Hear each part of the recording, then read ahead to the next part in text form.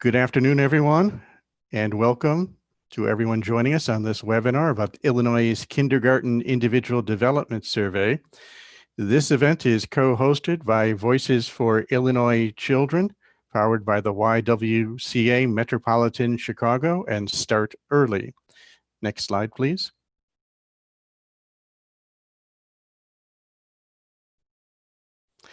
My name is Mitch Lifson. I am the Vice President for Policy at Voices.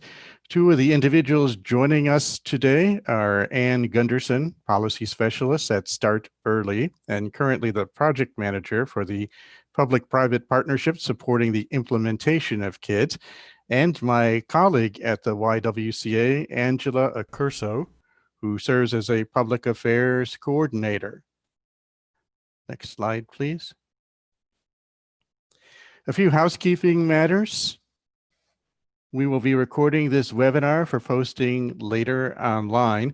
The intention is that we will have this webinar last approximately 1 hour, with the first 40 minutes comprised of presentations and the last 20 minutes set aside for questions and answers. Next slide, please. We have someone noting in our chat box some difficulty with access to the video. If you have any problems viewing this, please make a note in the chat box for us. This is really designed as an introduction to KIDS and a forum to discuss issues regarding the survey. To begin, just what is KIDS? Why is it important? What does it say? And how should we use the data collected? Next slide, please. Joining us today to help better understand the kindergarten assessments are Terry Lamb, who serves as the coordinator of the KIDS program at the Illinois State Board of Education, and Karma Hugo, who is the director of early learning for the Office of Superintendent of Public Instruction in Washington State, and can provide us with a perspective on how this works in another state. Next slide, please. So as you will hear today, the KIDS data can be used for a look forward with regards to the resources children will need in their K through 12 academic career, and it can be used for a look backwards with respect to the access and experience children have in the early childhood education and care system. And given the data, where would we consider improvements to that system to ensure that all children are prepared when entering kindergarten? Next slide, please. The survey, which you will hear, was several years in the works before it was first implemented in 2017. Occurs in the environment, of course, of those two bookends. To put it on the educational environmental timeline, it was in 2017 when the state took a major step forward to improve the K through 12 system with a new evidence-based formula designed to send additional financial resources to the state's most under-resourced schools. Proponents argued the state would need to add at least $3.5 billion over 10 years into the K through 12 system to fully fund the promise of the formula. And we're on the cusp of receiving final recommendations from the Governor's Commission on Equitable Early Childhood Education and Care Funding, which has looked at an entire range of state services from preschool for all to child care assistance to home visiting, how we fund and administer those services, and the additional resources we need to meet the goals set forth in the Commission's creation. And that's just the state resources. Next slide, please. Also part of this discussion of the pre-K system are the local financial resources provided by cities, school districts, and park districts. How is it all coordinated, and how does it or should it tie into the KIDS report? So with that introduction, I will turn it over to Ann. Thanks, Mitch. And I'm gonna kind of quickly turn it over to Terry Lamb. Terry is our leader at the Illinois State Board of Ed in this work. She's been doing KIDS work for a number of years now. And so she'll provide an overview, again, more in depth on what KIDS is and how it's used here in the state. So to you, Terry. Thank you. Next slide, please. So I think one of the most important things is really understanding what KIDS is in terms of surveying development of our kindergarten students. KIDS is an observational tool, which means it aligns a little bit more with our early childhood assessment tools than it does with our K-12 system tools, where you have more of a pull-out situation, paper and pencil test. What this means is that teachers actually work in the classroom, observing students as they go about their daily work and actually recording what they see happening in the organic classroom. KIDS is validated, it's aligned with all of the state learning standards. And this is really just us looking at what's happening in the classroom and documenting the skills, behaviors, and development that kindergarten students are bringing into the classroom with them when they first arrive in kindergarten. Next. So KIDS was in development for a number of years prior to implementation. And the first implementation across the state and the first required implementation was fall 2017. But it was the result of years of planning. So ISB worked with the early childhood community, with the California Department of Education and West Ed, who created this tool and aligned it with what they were using in terms of the early childhood and kindergarten development tools in California. And it's also aligned to our Illinois early learning and development standards. The entire tool is 55 measures across 11 learning domains. That's not the, we'll get a little bit more into the version that we're using at the state at the requirement level, but it's we are not using the full version in Illinois at this point as a state. So there was a 5-year pilot that was implemented, and based on that feedback is how we came up with the current version of the tool that we use in the state. Next. So how does KIDS work? Essentially what KIDS is a number of learning domains that has multiple measures in it. And each measure, there's a progression of development, and teachers observe students as they are in the classroom and in their natural setting, and they look for evidence and document evidence that eventually they will use to rate a student in their level of development. So they can be on the lower end of the scale, like they're just learning a specific skill or development, or they could be working their way towards higher levels of development in that specific skill area. Kindergarten teachers do receive training on how to collect observational data and how to observe students in their routine. And the fact that it is an authentic assessment, which means that you're not taking the child out of their natural environment, means that we get a much better picture of what's happening with that particular student. It's not as scary for a 5-year-old to be playing with their friends, to be having conversations with other adults in the rooms. This is no interruption to their day versus like a pull-out test where they might feel nervous about it. And as we all know, 5-year-olds do not do well when you pull them out of the classroom and give them flashcards or paper and pencil tests.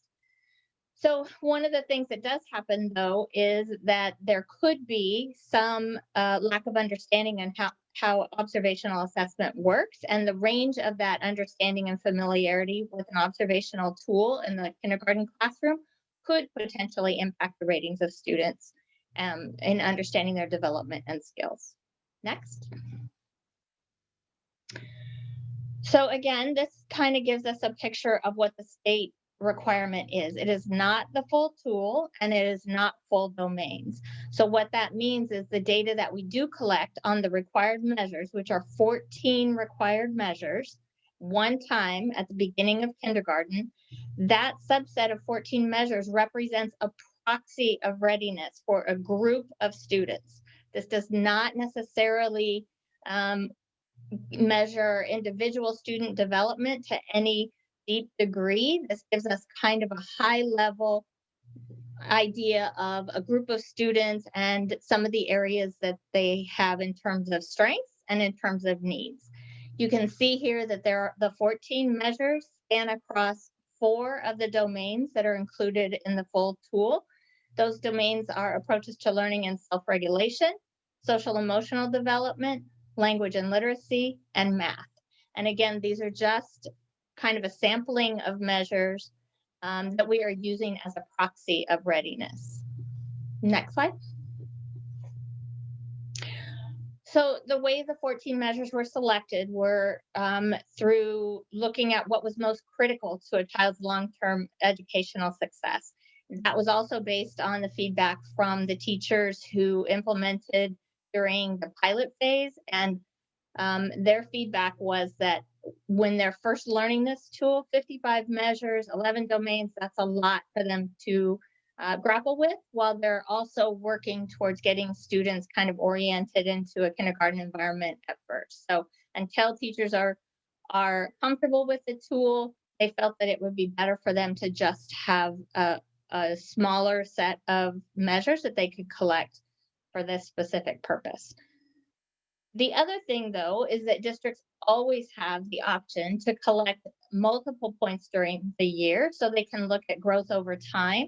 They can also always opt to collect full developmental domains or add domains of specific interest, which we've had a lot of questions about our English learners and how they could assess a little bit more that aligned with our English learning students. And they can choose to implement an additional domain for their own purposes of understanding the strengths and needs of their students.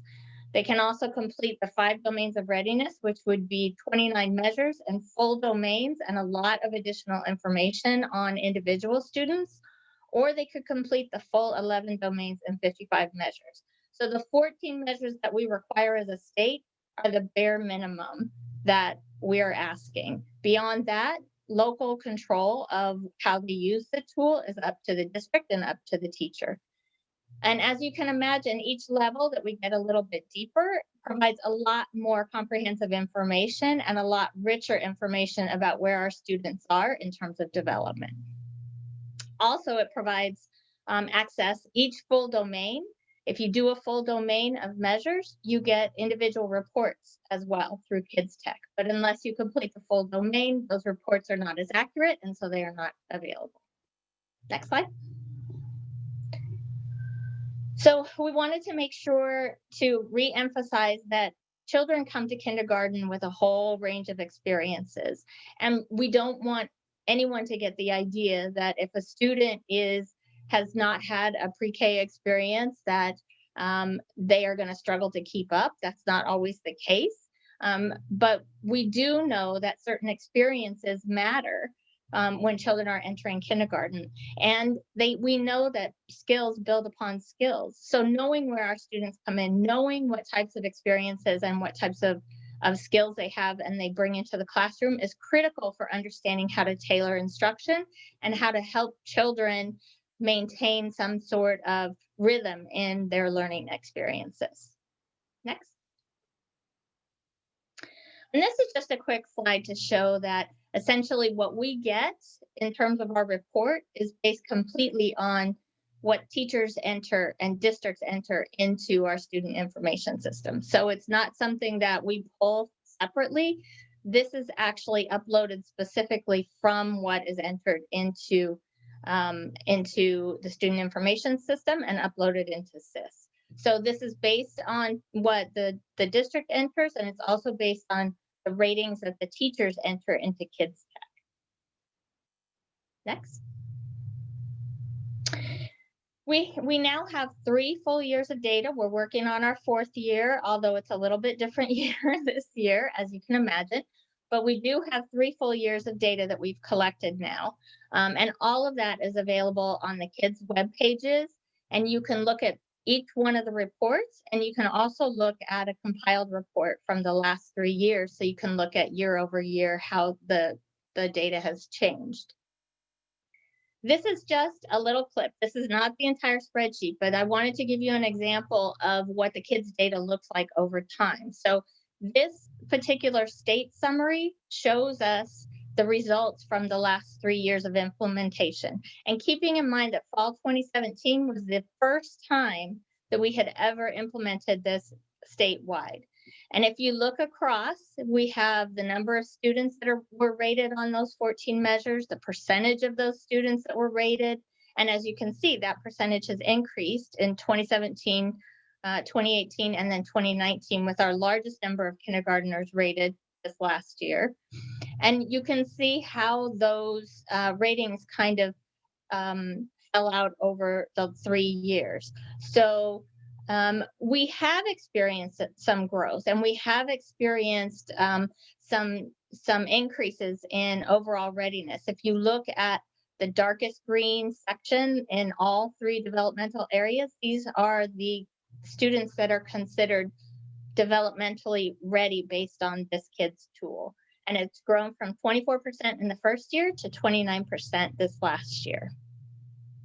Next slide. So here we're going to get into the data a little bit more, but this just kind of gives you a background on kindergarten enrollment. These are our big picture numbers. So we had in 2019, we had over 130,000 students who were enrolled in kindergarten. 761 districts actually have kindergarten classrooms. That's because some of our districts are just high school districts and some do not have kindergarten classrooms. 36% of our kindergartners had been previously enrolled in a state-funded pre-K program. And I want to make sure to emphasize state-funded. We'll look at that a little more closely in a minute, but these are just the numbers that the state has access to directly in our database so that we can match student IDs. You can see the breakdown in demographic information on the far left, the kindergarten enrollment by race.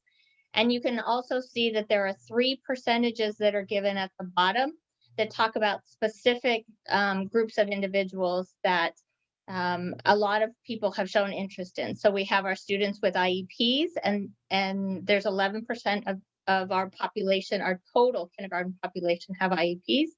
47%, so almost half, qualify for free and reduced price lunch. And then 17% of our kindergartners are English learners. Next. This gives us a little bit more information specifically about how the results came out in the fall 2019 KIDS data. So we had 6,000 teachers that implemented KIDS, 6,053. And 91% of our kindergartners were fully assessed last year, which is a really great percentage when we're talking about the 3rd year of statewide implementation. In terms of readiness, 18% of our kindergartners who were rated on all 14 measures were deemed ready for kindergarten in 2 of the 3 developmental areas where we gather information.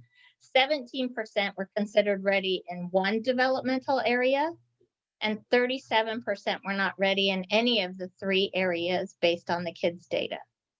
Overall, 29% of the kindergartners who were rated on all 14 measures were considered ready for kindergarten and had the skills and development that we anticipate them having as they enter the kindergarten classroom. Next slide. This breaks down a little bit more by specific groups that individuals might be interested in looking at. We do not break it down by every possible or every imaginable data point. As you can imagine, that would be pretty cumbersome. But these are the ones that we have and that we have looked at over time, all 3 years. So you can see the readiness by race and ethnicity. I don't know that any of these results are really that surprising to anyone who has a lot of information about what's happening across the state and the supports that are necessary for a lot of our different student groups. So this is, although it's not necessarily, like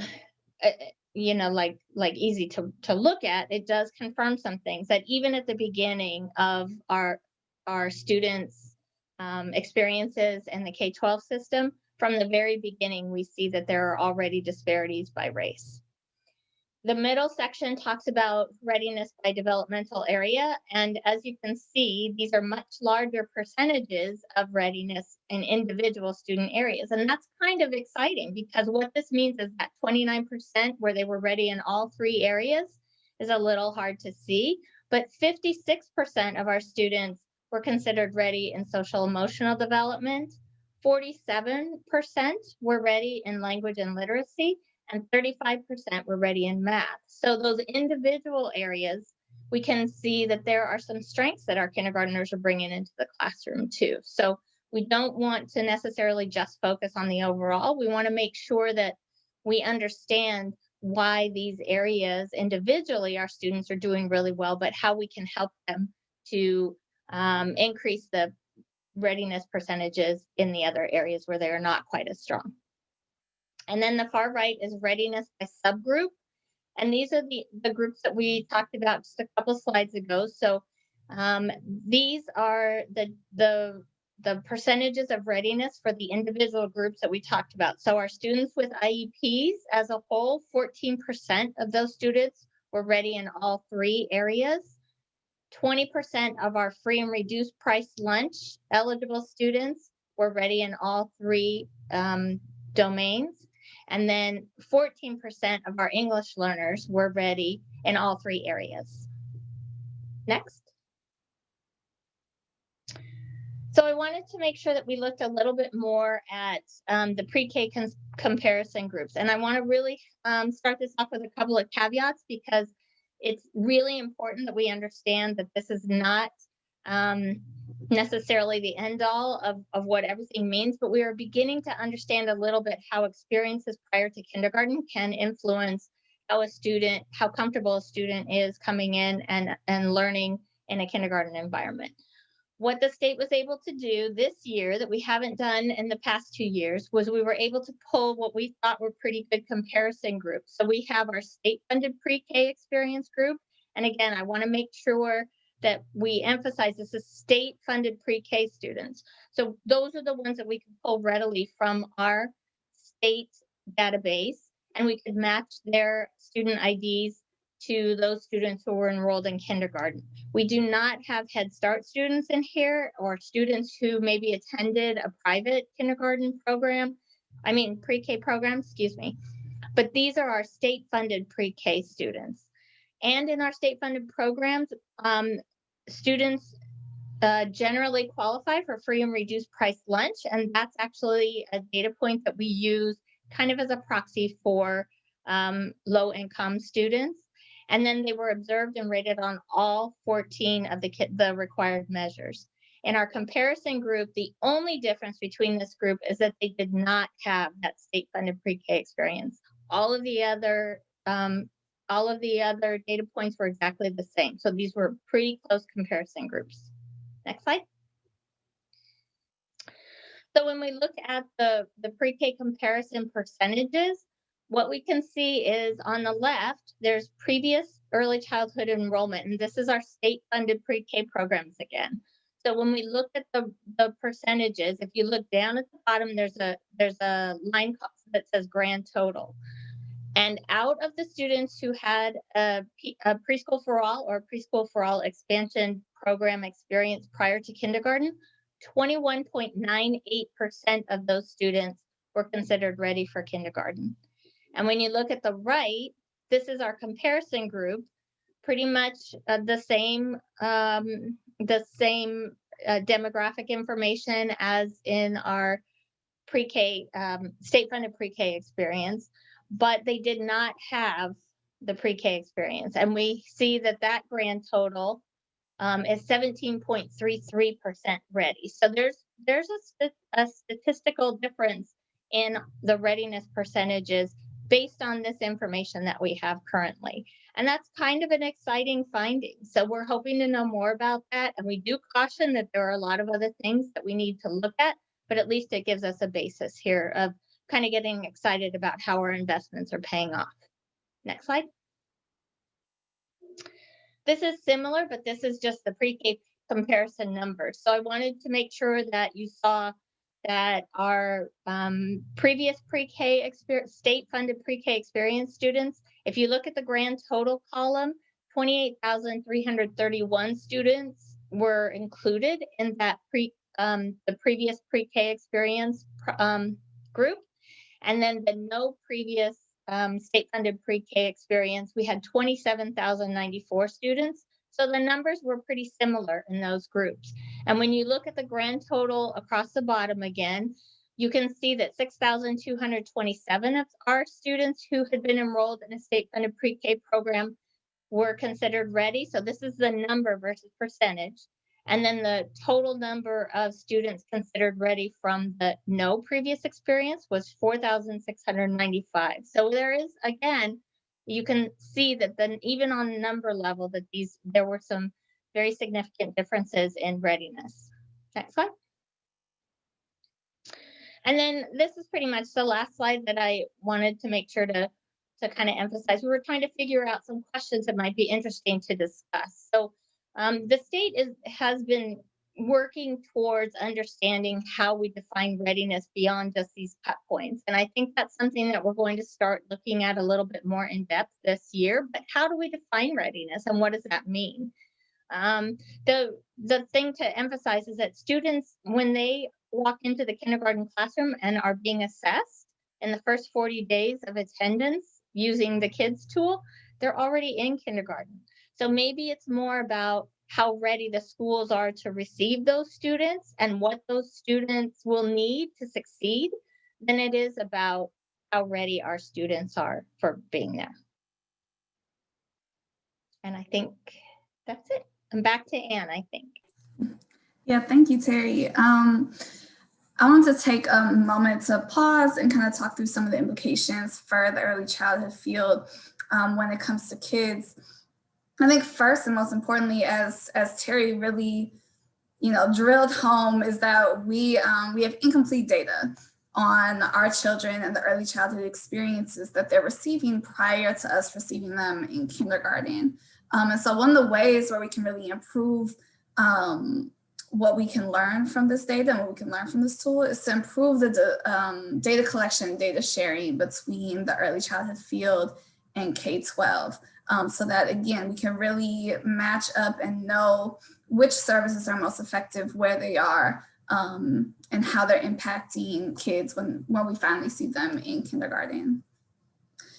Some other implications, we look at the disparities in children of color, low-income children, English language learners, and it should draw some questions from us about where our early childhood services exist, who has access to them, are they quality, and then if they reflect the cultural identities of those that they serve, do they reflect the communities that we're here to serve, the teachers and the administrators. Of course, we want to always increase investment in early childhood. We have quite a bit of research that shows us that the more we invest in kids in those early years from 0 to 5, the better their outcomes are going to be when they reach kindergarten and beyond. And so if these data tell us anything, is that we need to continue to increase our investments in early childhood services.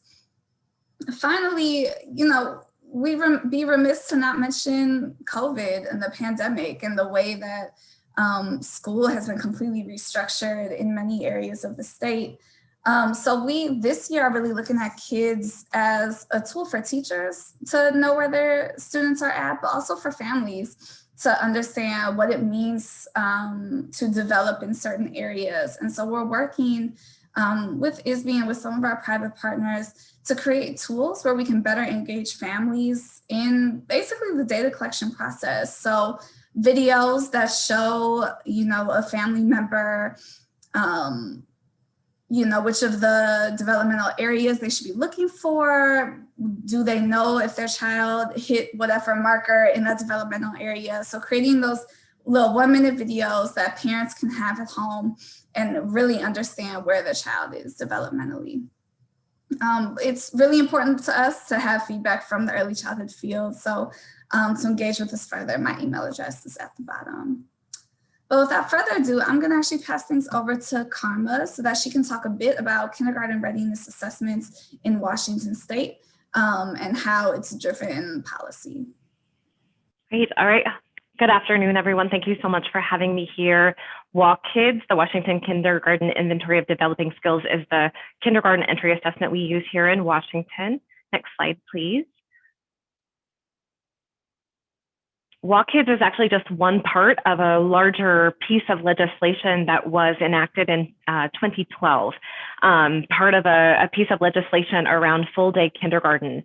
So there, here in this graphic, you can see some different elements that are stipulated in this statute, how many hours of instruction, describing the kinds of environments, the relationship between parents and teachers and childcare providers, all part of this larger statute. And then you see there in red, the administration of WAKIDS.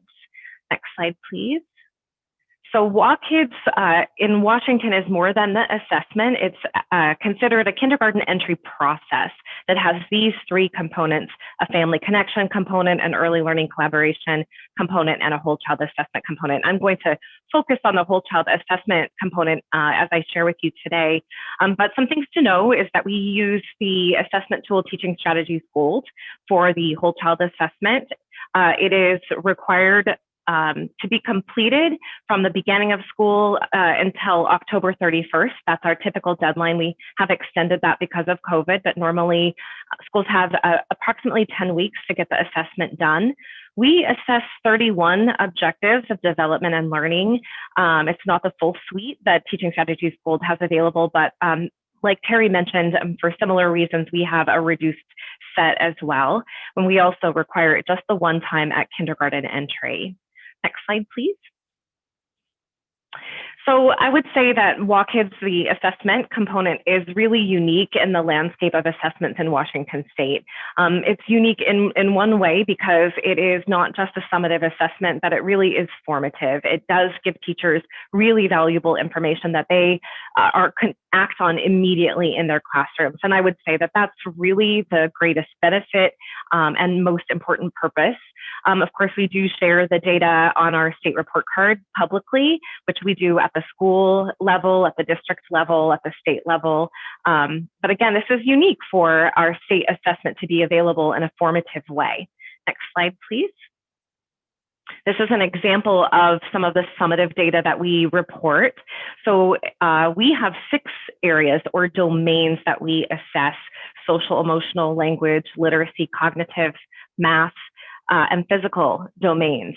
And so what you're looking at here is the percentage of students and which areas or by number of areas ready. So at the top, it starts with the percentage of children that were not ready in any of the 6 areas, who were ready in one of the 6 areas, all the way down to what we're really wanting is children to be developmentally on track at entry to kindergarten in all 6 of the areas assessed. And this was last fall's data. So just over half of students arrived ready in all 6 areas. Next slide, please.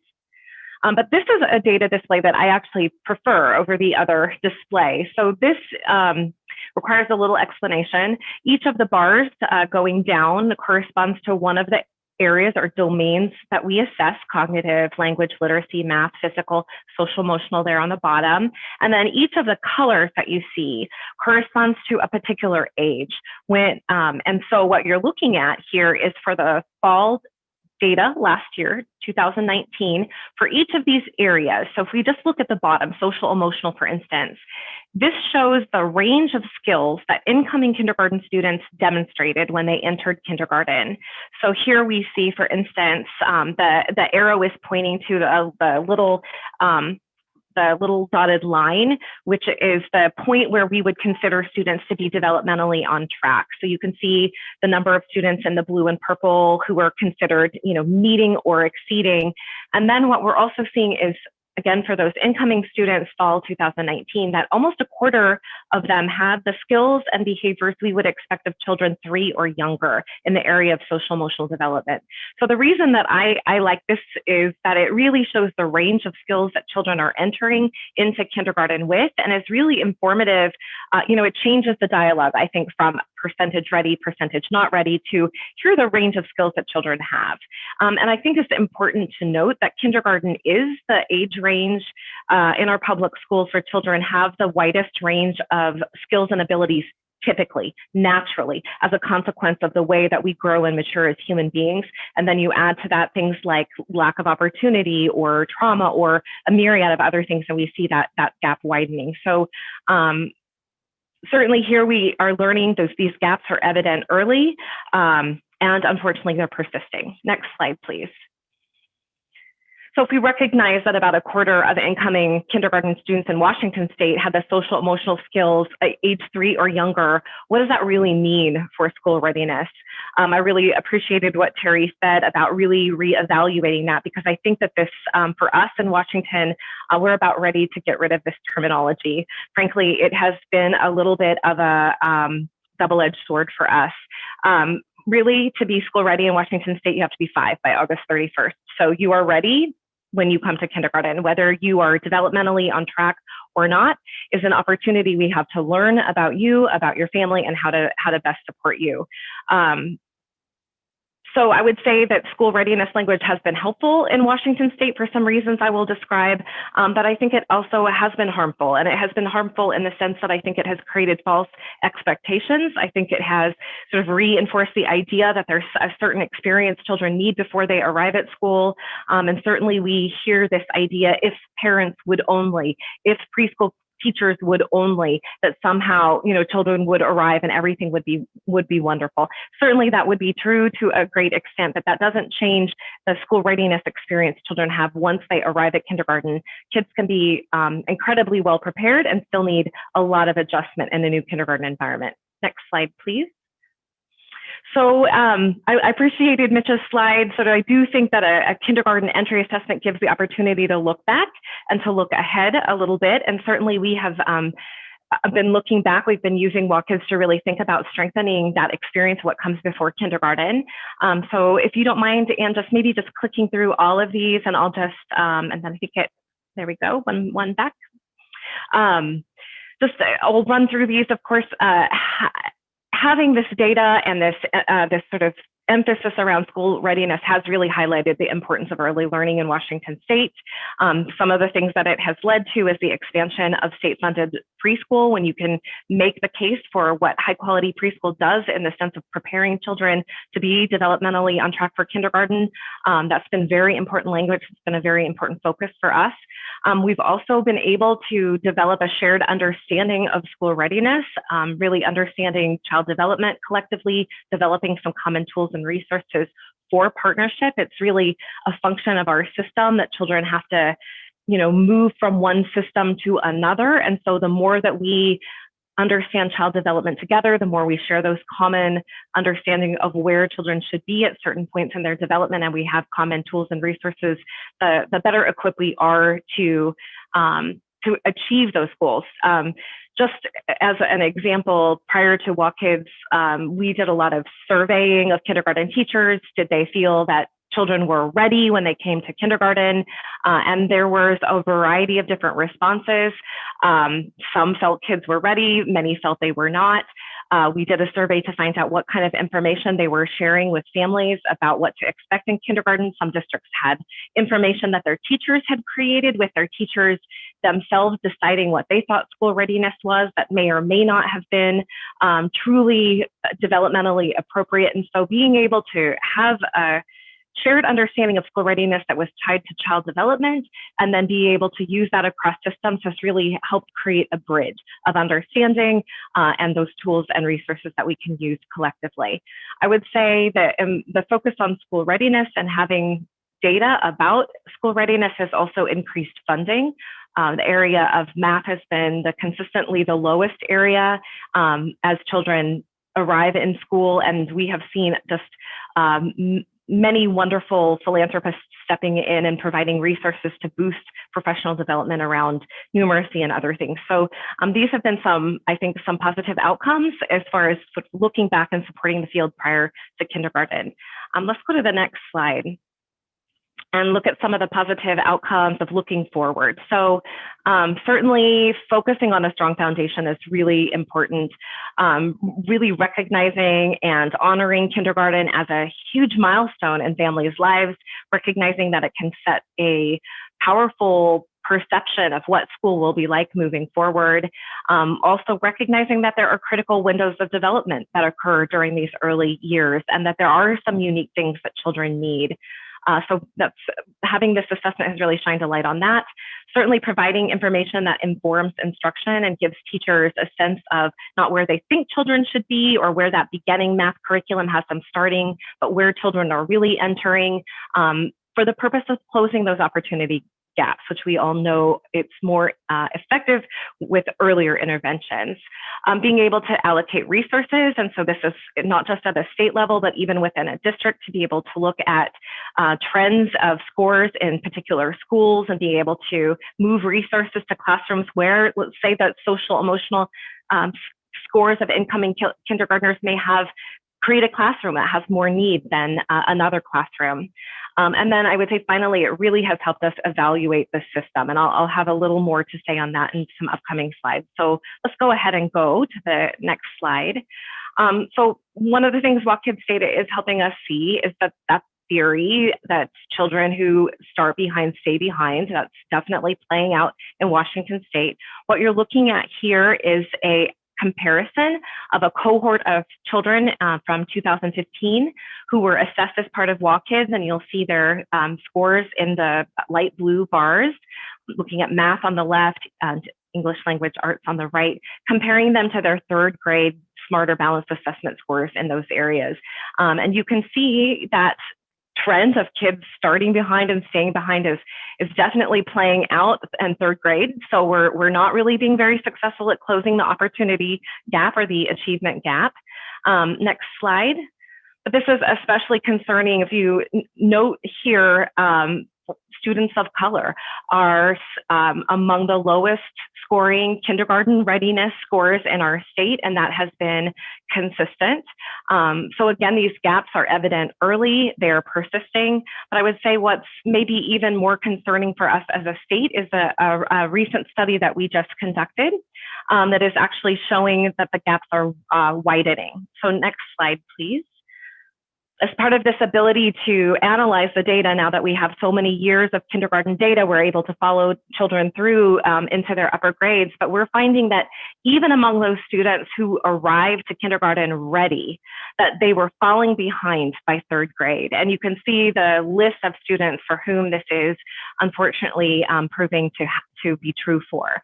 So it's not just a question of or a matter of getting children ready so that they will stay ready. Now it is causing us to look at our system and ask ourselves why. What is occurring between kindergarten and third grade that is causing children to lose ground?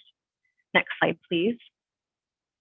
So just to describe some of the challenges that we have experienced and how it's kind of playing out, knowledge of child development and developmentally appropriate practice was probably one of the biggest issues that we faced in terms of implementing Walk Kids. It really helped us understand the extent to which we have drifted away from developmentally appropriate practices in kindergarten classrooms. I think understanding observation-based assessment is quite challenging, frankly.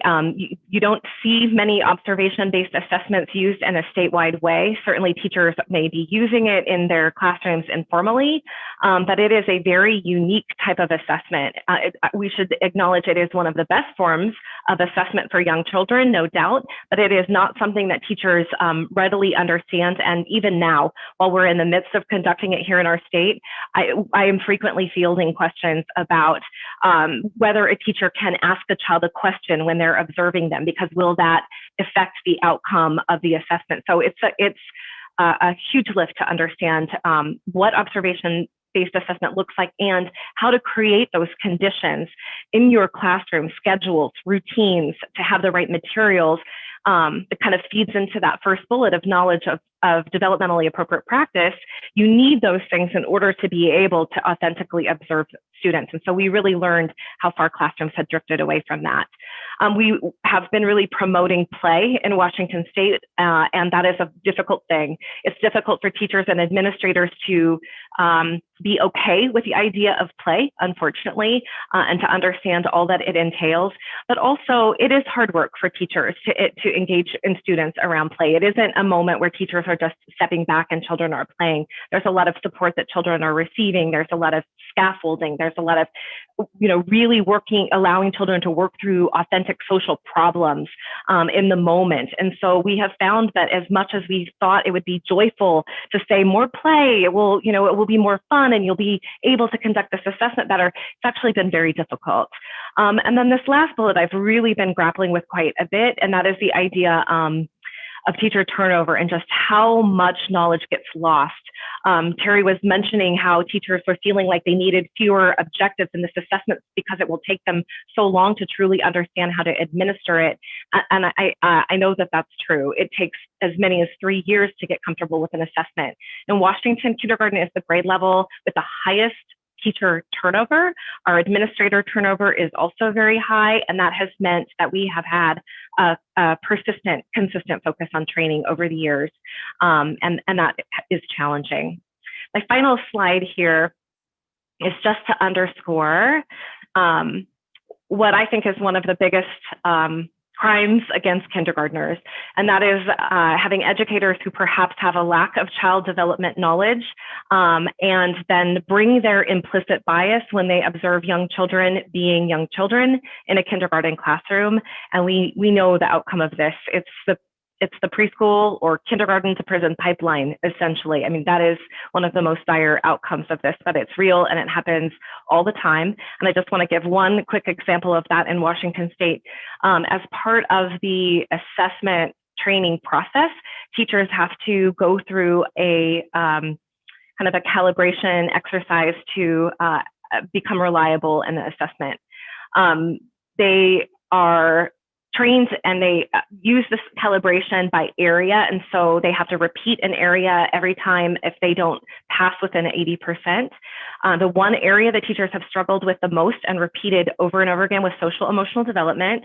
For us, that includes indicators like following directions, meeting your own needs, and what teachers assume is that children can do more than they actually can.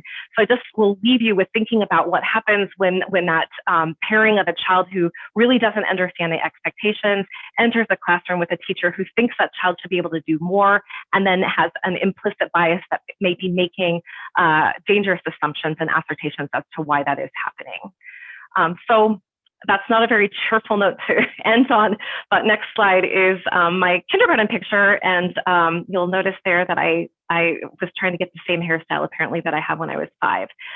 My contact information, please feel free to contact me. I'd be happy to answer any questions that I can. Thank you so much for having me. Thank you. So if you have a question, please type it into the chat box. Angela is going to help moderate our Q&A section. I will kick it off with a pair of questions, some of which was referenced in the 2 presentations and also with Anne's remarks, which is the racial and ethnic disparities that are seen in the data. So 35% of white children in kindergarten are deemed ready in all 3 developmental areas, but only 17% of Hispanic or Latino children are deemed ready in all 3 areas. From anyone on the panel, any thoughts on what this reflects? Does it have to do with access to pre-K services, bilingual workers in pre-K environments, or the assessment process itself? Well, this is Terry. I'm going to just jump in. I think it's all 3. I think, first of all, we definitely have disparities in access to high quality preschool programs, especially in our more rural areas. We have families who don't understand the registration process or what it means to be enrolled in a pre-K program. So we have a range of experiences prior to kindergarten, but we also have, we are in a teacher shortage, and we are struggling to get teachers who are fluent in languages other than English. So even when a child comes in to a kindergarten classroom, it's possible that that child is not being understood in a way that's culturally relevant to their world. So even if they are responding or they're acting in their environment in a way that's comfortable to them, it may be misunderstood or misinterpreted by a teacher who maybe doesn't understand the cultural implications or doesn't know the cultural nuances of that particular child. I think that there are a lot of different reasons that children are not considered ready, and there's a lot more that we can do. And we have some very specific areas that we can look at using the kids tool that will help us assess better a child's understanding of their environment and of their language development. Um, but those sections are not necessarily being used as readily here either. So there is a lot more we can do, but I don't know that there's any one reason, but everything you named was very, very relevant and very much a possibility. I would say we have the same trend occurring in Washington, and I would just agree that probably all of those same variables are true. One of the things that we are looking at doing differently, perhaps in Washington, is where currently we do not require teachers to upload the documentation of evidence that is justifying the assessment that they have selected. We feel that if that was required, it would give us better information to understand the different choices that teachers are making about how to assess particular students. And this is important because we suspect that some of the outcomes we're seeing have to do kind of, again, back to developmentally appropriate practice, but the extent to which children are given opportunities to demonstrate what they know and can do.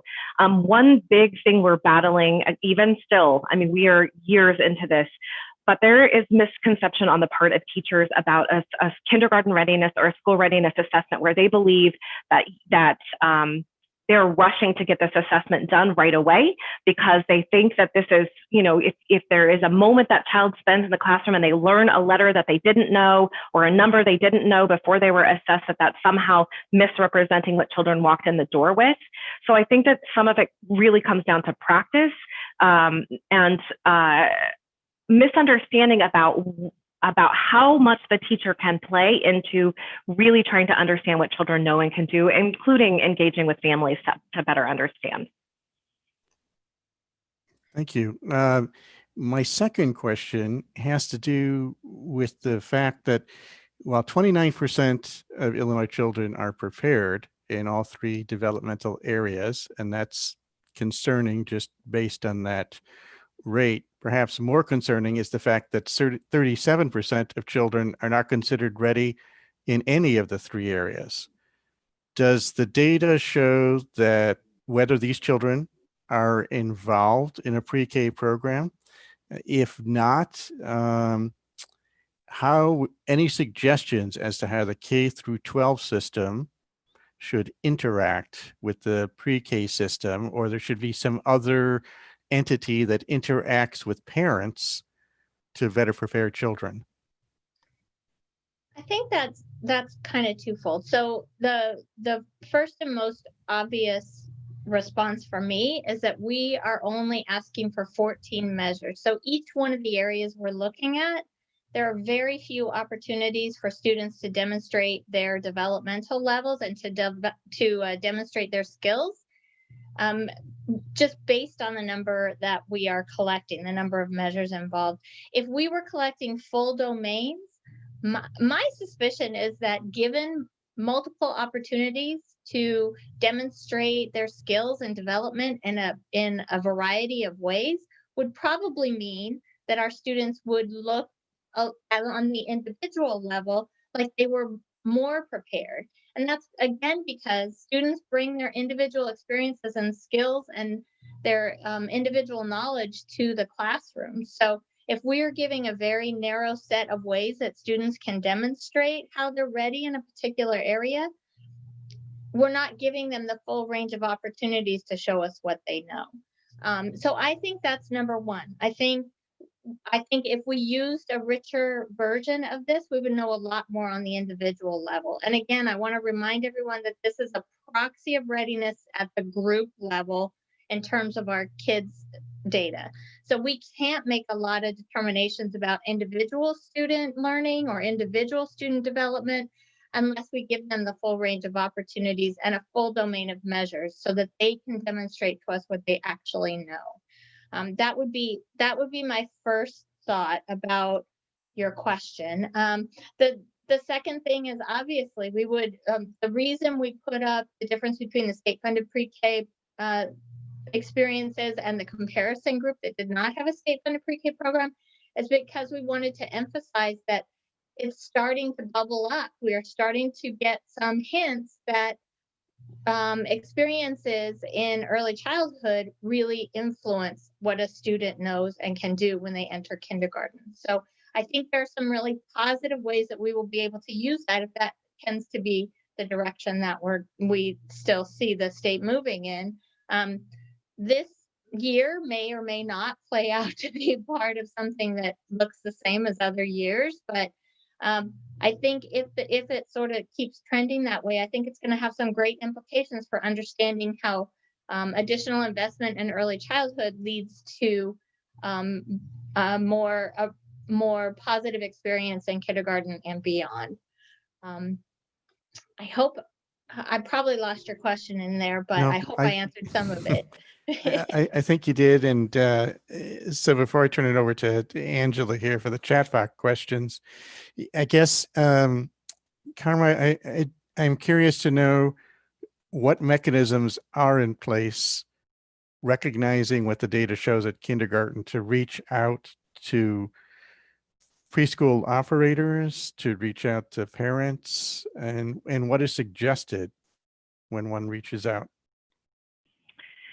One of the three components of Walk Kids is early learning collaboration, and the purpose behind that is to really build partnerships between pre-K and kindergarten teachers. I think, really what's at the core of that is realizing that children are on a path.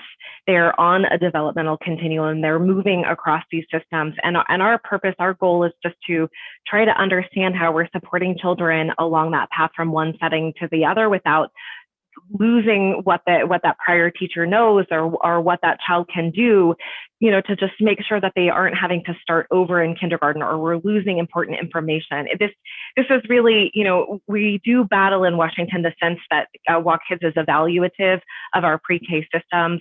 If that can't be, we don't know the growth that children have made in those settings. They may not be ready when they get to kindergarten, but they might have seen a tremendous growth. And so the importance for us is to create the dialogue in the local communities where pre-K and kindergarten teachers can engage in shared professional development, where child development is the central core of that. And we are seen as supporting families along a path. We too often feel that there's a disconnect there. We have created some tools. Not all of the preschool teachers in our state use the same assessment tool that we use in kindergarten, but we just encourage them to focus on child development. We've created some we call pathway and numeracy and pathway and literacy documents that describe how development in those areas unfolds from birth through third grade, so that folks can use that themselves, right?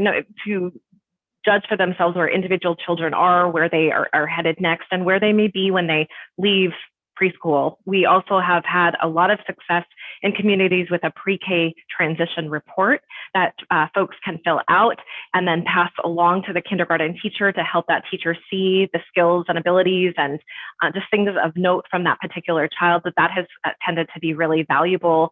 And I think pre-K teachers really want that opportunity to be able to explain the data, not to just have it be a nameless, faceless number, but to actually to be able to show, progress that children have made. And so, I just think that kindergarten readiness, it's a both and. It's what it can help inform for the pre-K community, professional development opportunities, all of that. We want children to have their best experience in preschool, but even if they are the best prepared that they possibly can be, if they are arriving to kindergarten, to classrooms that are not developmentally appropriate, we know the Head Start research around this, right? They are going to lose ground. So we can't portray that school readiness is just something that stops the minute kids begin kindergarten.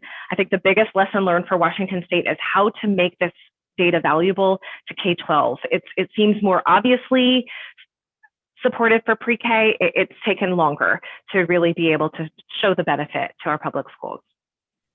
Thank you. All right, Angela, I turn it over to you for our questions.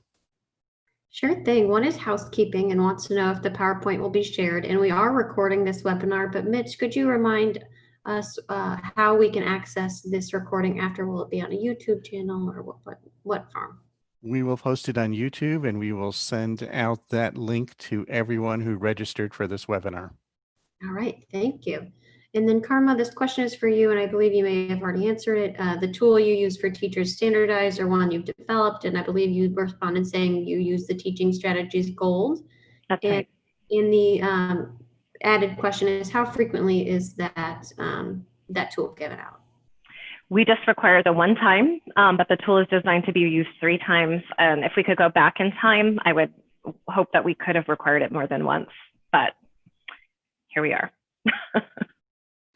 Thank you. And then last question we have is, how could this assessment increase in effectiveness when we take into consideration that teachers may be stressed or burnt out when they're performing this assessment on students in their classes? I think the first thing to think about is not that this is an additional responsibility, but if you are a teacher in a kindergarten classroom that is set up to be developmentally appropriate, your job is to assist them in moving through their day and exploring their world. So a developmentally appropriate environment would help the students to move through the activities in a way that they're comfortable doing. And it also frees up the teacher to be able to observe, to interact when it's appropriate, and to watch what's happening in the classroom. I think that's probably one of the biggest misconceptions for our kindergarten teachers, is that this is just one more thing to do. When truly, if you're gathering student work, or if you're watching and listening for conversations between your students and between staff and students, and if you are seeing them move through your day and documenting that using some of the very simple tools that are out there, you're going to have information that applies to these measures. And it's simple, like the math concepts are things like, are they sorting things by color, by size? And these are things that you can actually just kind of check off and give you information as evidence about where a student is on that particular scale. So yes, I understand that this is something that needs a lot of getting used to. This is not observational assessment is not something that all kindergarten teachers come to the class with. And so that's a new concept, but it's not new to a child to move through a day playing and showing you what they can do. That's not a new concept. And I think that's one of the struggles that we have, is saying it's not one more thing, it is the thing.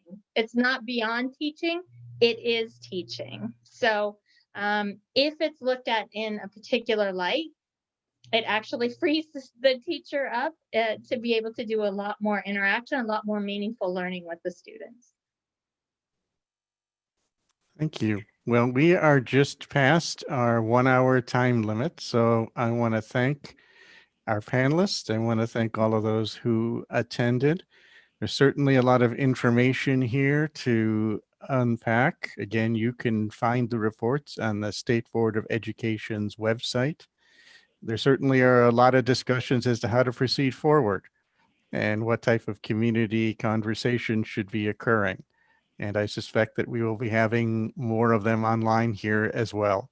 So I will turn it back to Anne for any final thoughts, and we will then say goodbye. That's all I've got. Thank you to Carmen and Terry for all the information you shared, and for Mitch for pulling this group together. So thanks. Thank you very Thank much. you. Thank you, everyone. Be well. And we may, in fact, be joining forces again to have this conversation continue. Until then, take care.